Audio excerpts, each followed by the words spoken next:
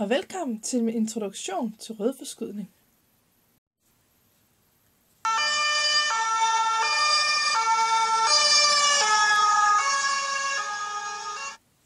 Har du hørt om Doppler-effekten?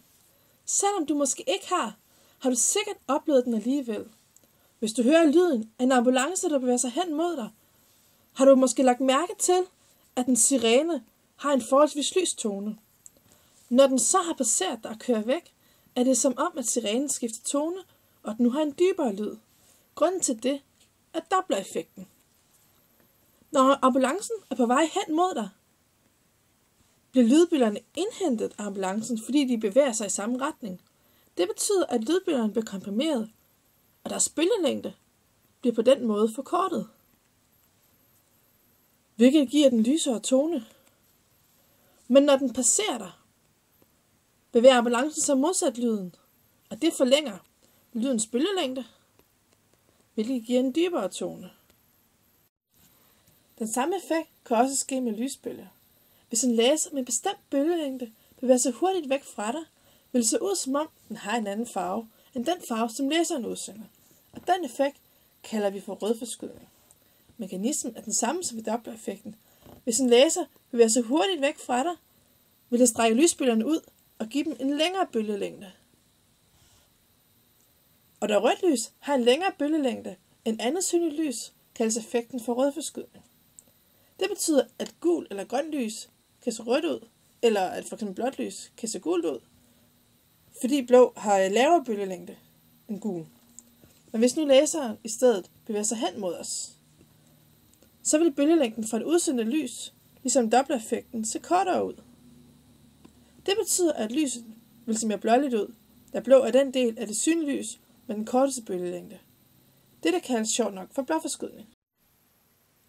Hvis du kender bølgelængden af det lys, som laseren udsender, lad os kalde det lambda 0, og du så måler en anden bølgelængde, når du modtager lyset, lad os kalde det lambda 1, så kan du finde frem til rødforskydningstallet Z, som er givet ved lambda 1 minus lambda 0 divideret med lambda 0. Og det siger noget om, hvor rødforskudt lysbølgen den er. Jo større forskel der er på bølgelængden af det udsendte lys, lambda 0, og bølgelængden af det lys, vi måler, lambda 1, jo mere rødforskudt siger vi, at lyset er. Og jo større værdi får Z også, jo større forskel der er på lambda 1 og lambda 0. Hvis vi måler en rødforskudt bølge, så vil lambda 1 være større end lambda 0. Men det må betyde, at Z er større end noget 0 og noget er rødforskudt. Tilsvarende, hvis vi måler, når noget er blåforskudt, så er lambda 1 mindre end lambda 0. Men så må Z være mindre end 0, når noget er blåforskudt. Men som sagt kræver vores udregning, at vi kender den bølgelængde, som laseren havde, da den udsendte lyset. Vi kender ikke bølgelængden for en laser i en fjern galakse, men der er andre faste bølgelængder, som vi kender. Hvis elektronerne i et brintatom falder fra et højt energiniveau til et lavere energiniveau, vil det udsende en foton, der er det andet ord for en lyspartikel. Fordi energiniveauerne for de forskellige elektronskaller ligger fast, vil de udsendte fotoner have nogle helt faste bølgelængder. Disse bølgelængder vil ligge i et mønster i forhold til hinanden, som er let at genkende. Her ses mønstret for brint. Hvis man nu måler på lyset fra en galakse, og ser mønstret for brint, men ser det som, at bølgelængderne er længere, end de burde være, så er det fordi lyset er rødforskudt. Lyset kommer altså fra en galakse, der bevæger sig væk fra os. Ud fra rødforskydningstallet kan vi sige, hvor hurtigt at galaksen bevæger sig væk fra os. Der gælder sammenhængen, at hastigheden er lig med rødforskydningstallet Z gange lysets hastighed c, og den her formel gælder, når Z er mindre end 0,1.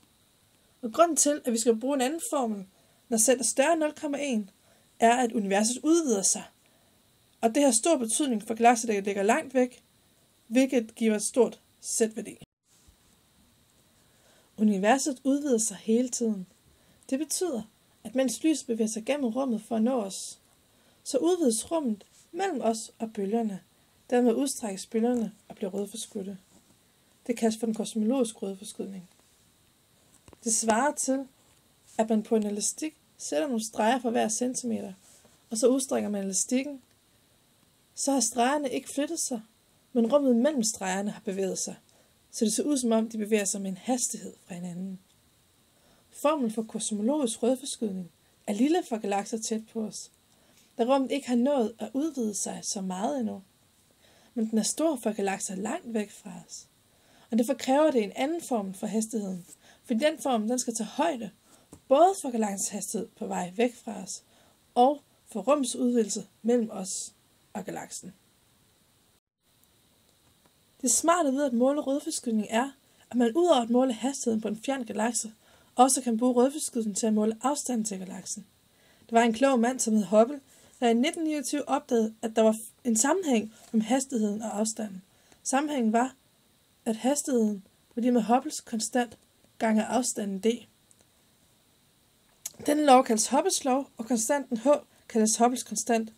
I dag er Hubbles konstant bestemt til at være lig 71 km per sekund per mega per sek.